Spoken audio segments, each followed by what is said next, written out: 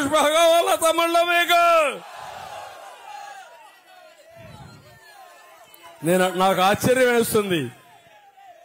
ఇలాంటి వాడు కూడా ఎక్కడొస్తుందో తెలియదు.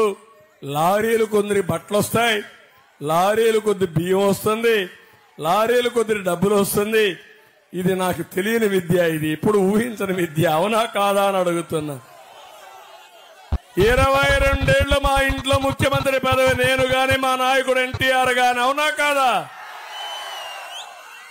5 ఏళ్లలో ఎమ్మెల్యేగా ఉంటే ఇంత సంపాదిస్తే ఇంక వీళ్ళు ఏవైనా కానీ ఒక 10 ఏళ్లు ముఖ్యమంత్రులుగా ఉంటే కళ్ళు తిరిగిపోతున్నాయి నాకు. దోపిడీ దోపిడీ. ఈరోజు శ్రీనివాసరెడ్డి గారు ఉన్నారు.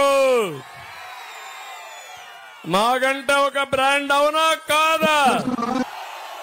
ఎప్పుడైనా ₹1 ఎక్కడైనా ఆశించాడా? ₹1 అవినీతి డబ్బులు ఎక్కడ చేశాడా?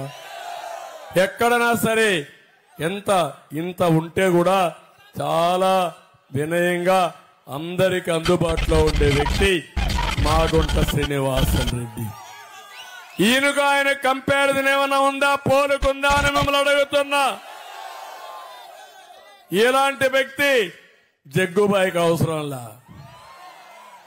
ఆయనకు కావాల్సిన రెడ్ శాండిల్ స్మగ్లర్లు కావాలి, ల్యాండ్ గ్రాబర్లు కావాలి, ఇసుక మాఫియా కావాలి, మద్యం డాన్లు కావాలి.